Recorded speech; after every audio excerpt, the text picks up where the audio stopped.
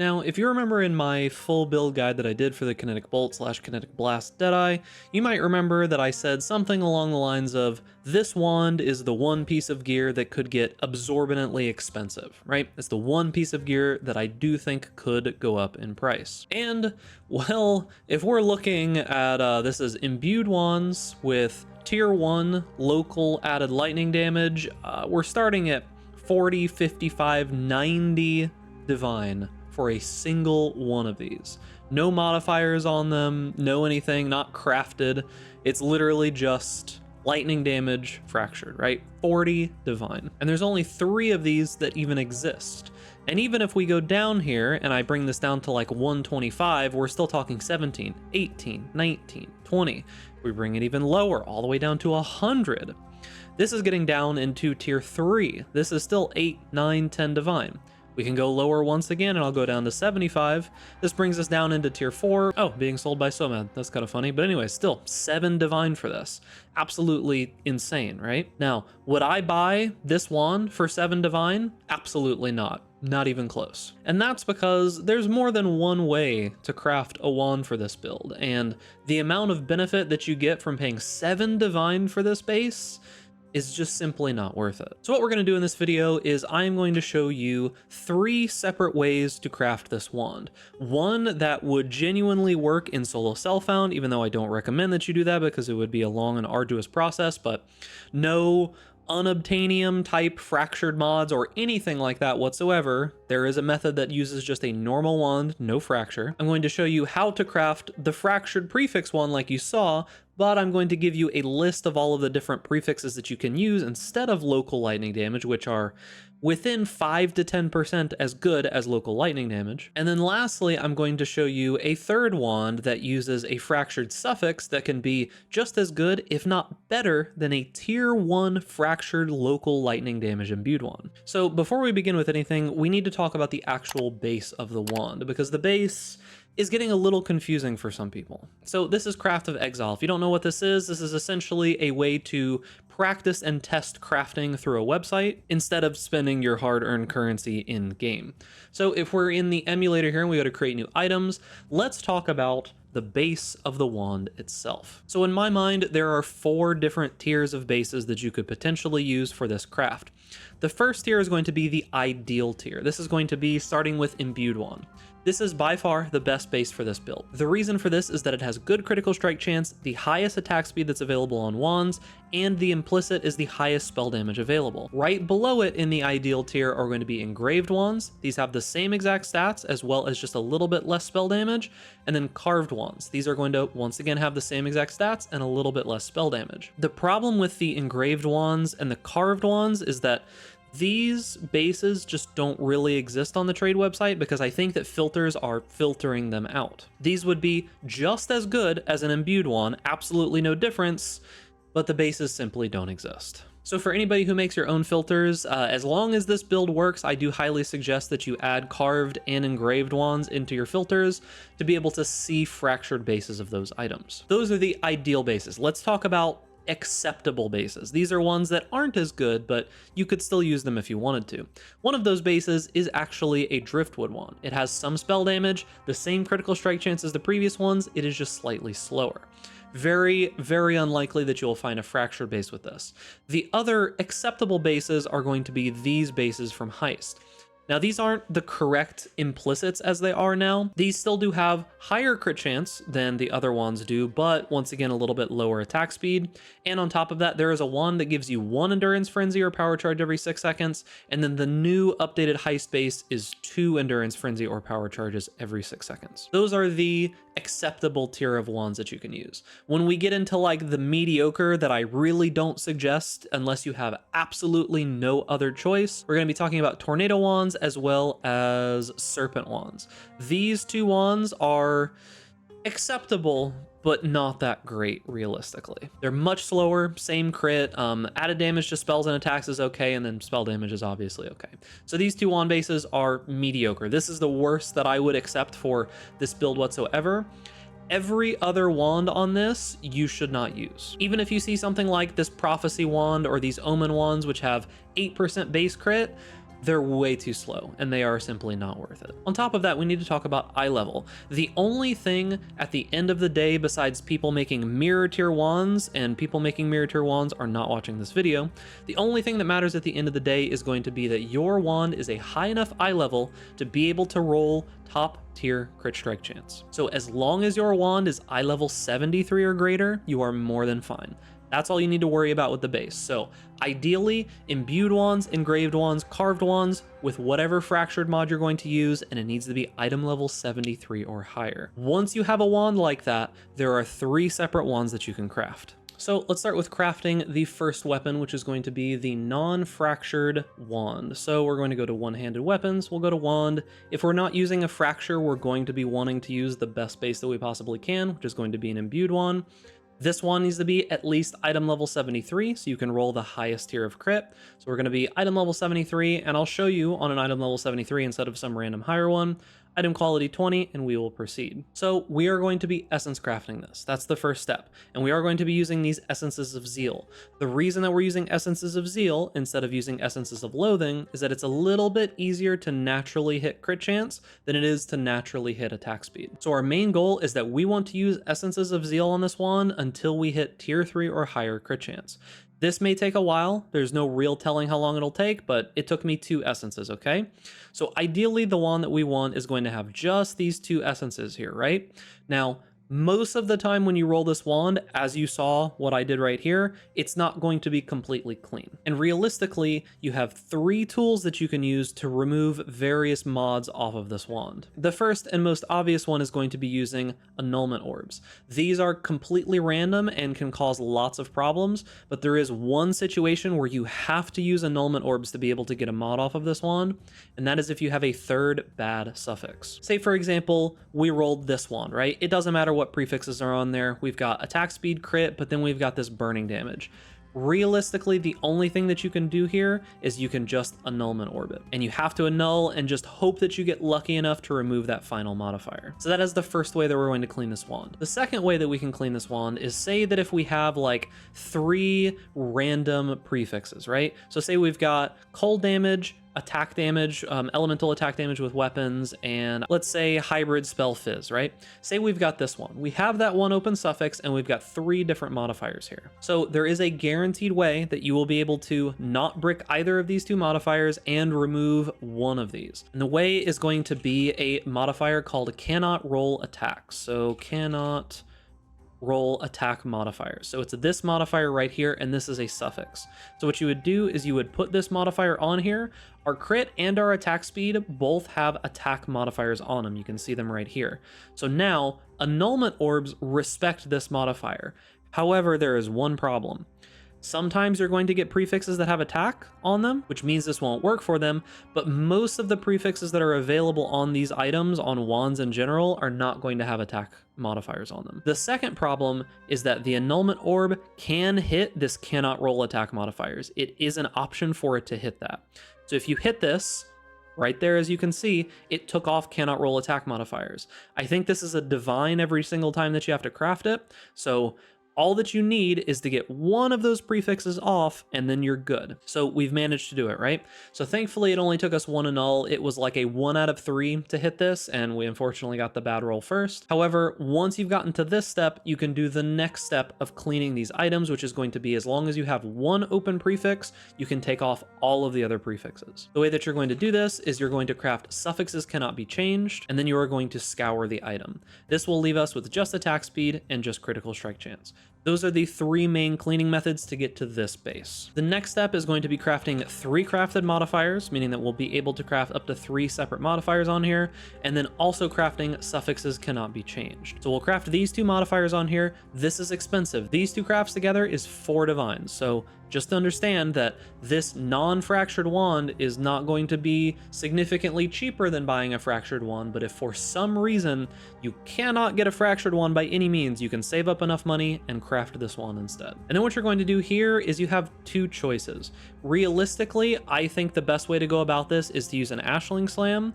However, you can use a Veiled Chaos Orb. If for some reason you decide that you are too lazy to go and get an Ashling Slam and you just want to, burn endless amounts of money, you can use a Veiled Chaos Orb, and sometimes it'll work perfectly fine, but not every single time. Most of the time, you're not going to get any other mods, as you can see here, and of course it's being mean to me, but sometimes it's going to roll an additional prefix.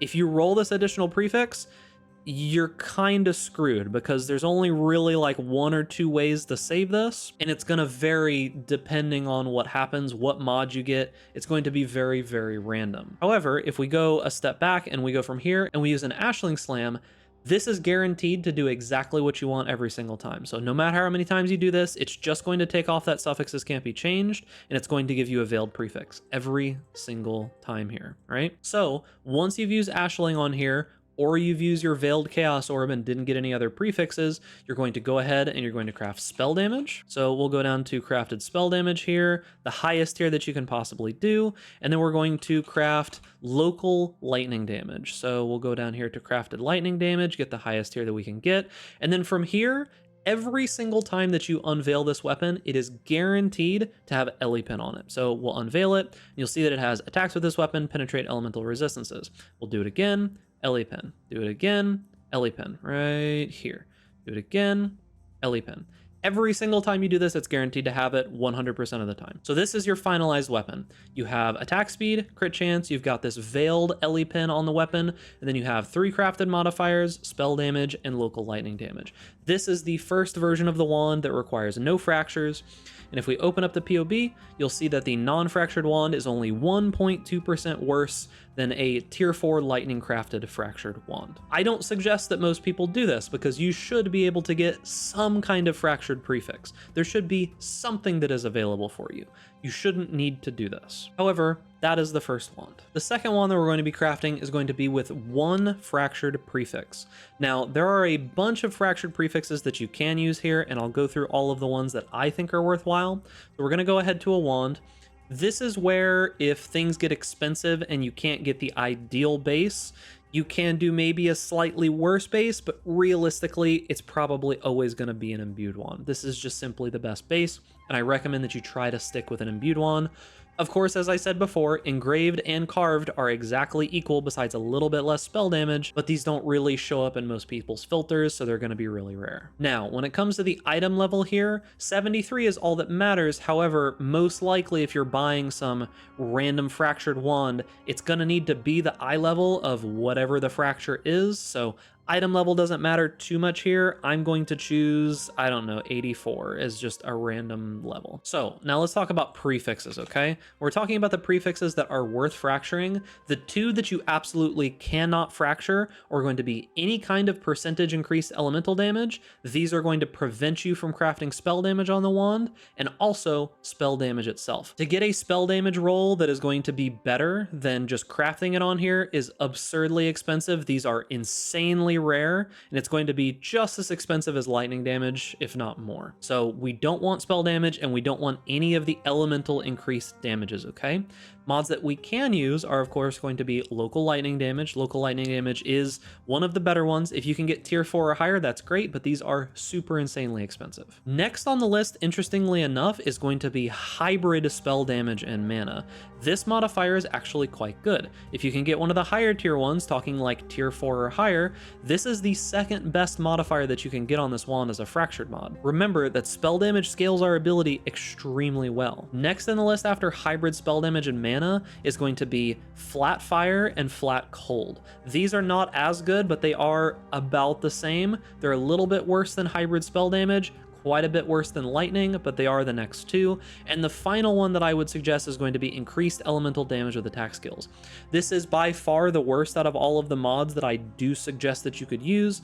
However, if nothing else is available, this one is okay as well. Now, one quick note about this is that the tier of the modifier is obviously going to matter a lot of the time. So like tier 1 increased elemental damage with attack skills, I think requires item level 86, right? You're almost never going to see this fractured ever. But besides that, what I mean is that obviously like tier 1 increased elemental damage with attack skills is probably going to be better than like tier 8 hybrid spell damage or something, right? You can check in Path of Building with my POB, just swap the fractured mod to whatever one of these other mods is and just see how much of a difference in damage it is. Now this wand, you can use any of these modifiers on it. We will go ahead and use lightning damage, and I am going to use tier 4. This is the one that's in the POB. We're going to use this as fractured. As I said, you can fracture any of those other mods on it. It doesn't matter which one you use, just get the best one that you possibly can with the currency that you've got. Now, once again, this crafting process is going to be relatively similar to the first one. So we do need to make this rare, so we'll go ahead and hit it with that, but we are going to be using essences. So we are going to be using Zeal essences once again with increased attack speed until we get critical strike chance. So you'll have to do this as many times as it takes to be able to get critical strike chance, but to save us a little bit of time, I am going to go ahead and just go ahead and put it on there. So say we get tier 2 critical strike chance again. Now, things are very similar to the previous situation in that most likely you're going to have some random suffix, you're going to have some random prefixes, and you need to remove those off of the wand so you can get to this base where you just have attack speed, crit, and your whatever your fractured mod is going to be. Now, once again, worst case scenario is going to be if you have just some random trash suffix on here, right? Like 10% chance to ignite.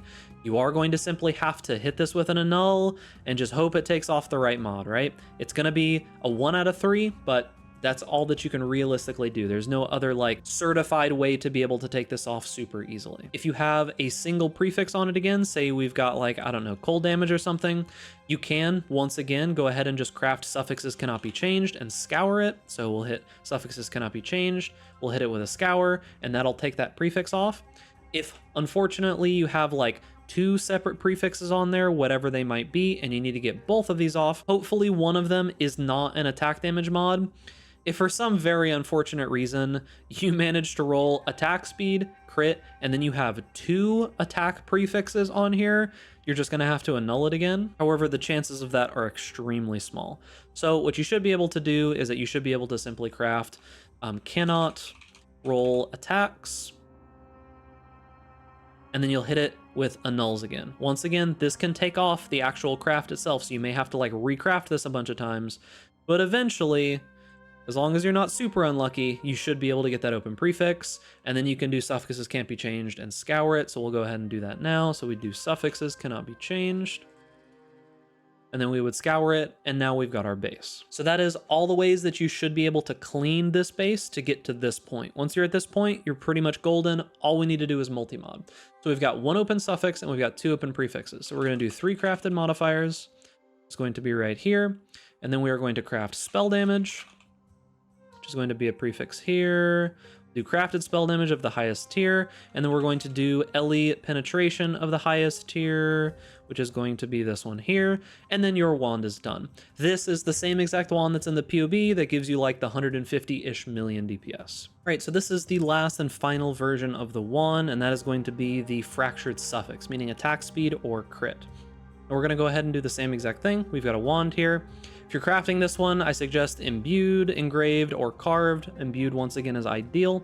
This one can be eye level 73 or higher. 73 is fine. That's all that it has to be able to roll the proper mods. Notably with this one, if you want to go for a 3rd good suffix, it'll need to be high enough eye level to be able to have that suffix on it. So do keep that in mind, but we'll go ahead and work on this one. So this one is going to be with a fractured suffix. Now, the most ideal fractured suffix is going to be fractured attack speed.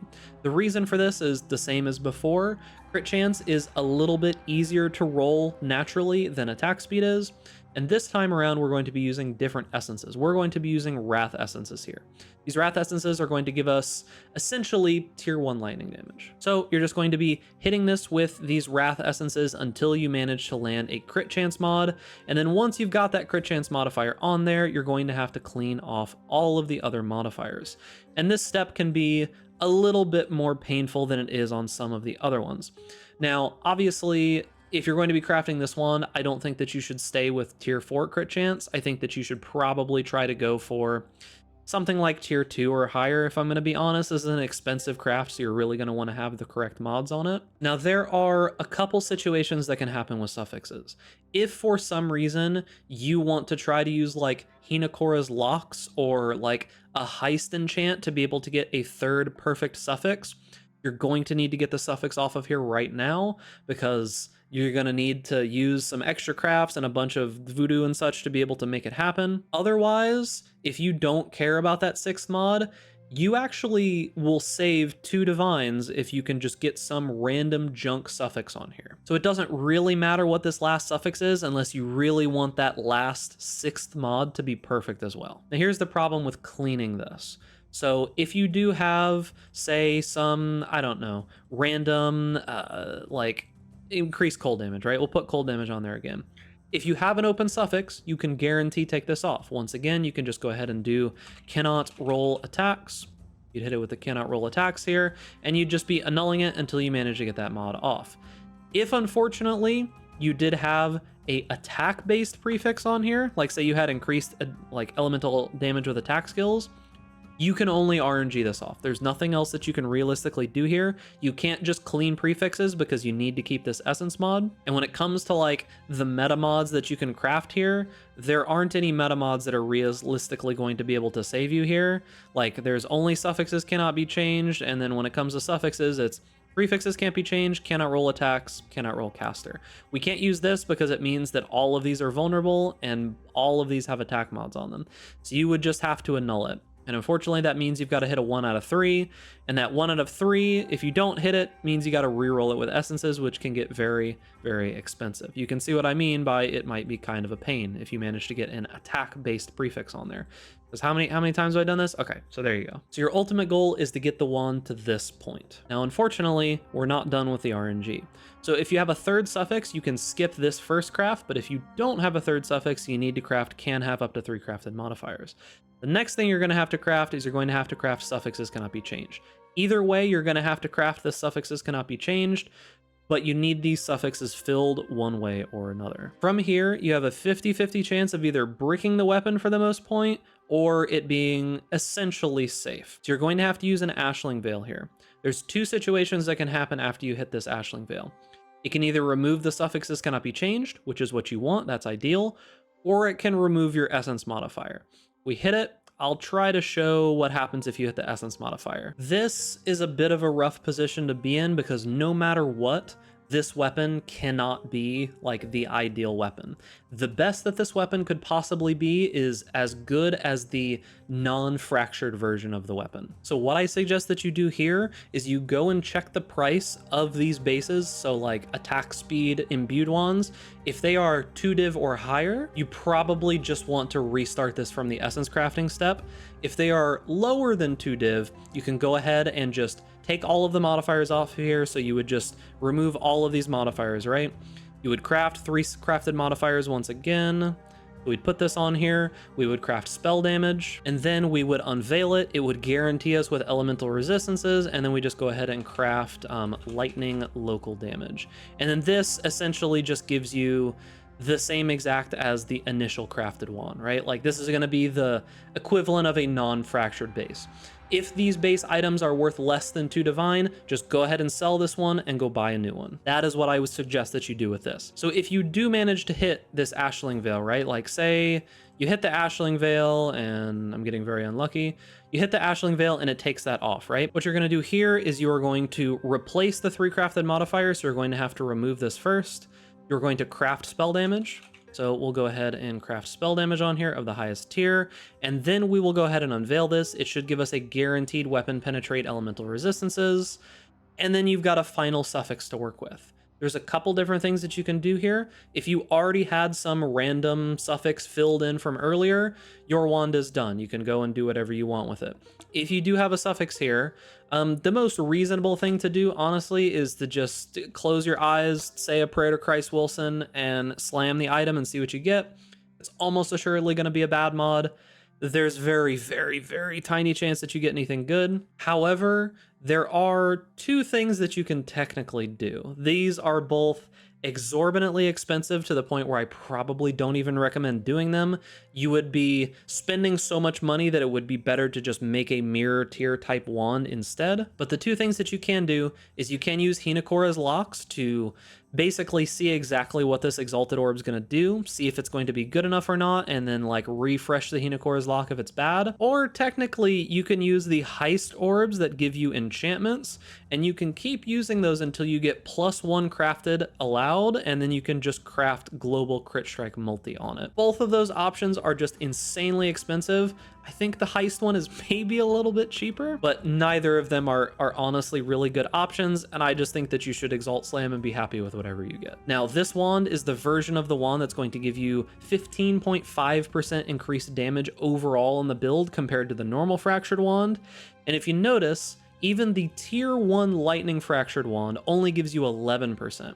So this high-end Fractured Wand with attack speed and everything else is significantly better than this wand that has a 40 divine fracture on it, okay? So there is literally zero reason in any universe to buy one of those tier 1 lightning fractured mods for like 40 plus divine, okay? They are simply not worth it. And that is going to be it for the video. I know this was a long one. I know there's a lot of complicated stuff in here. However, the full notes on everything that I told you here are all in the path of building. They're in the note section all the way down at the bottom.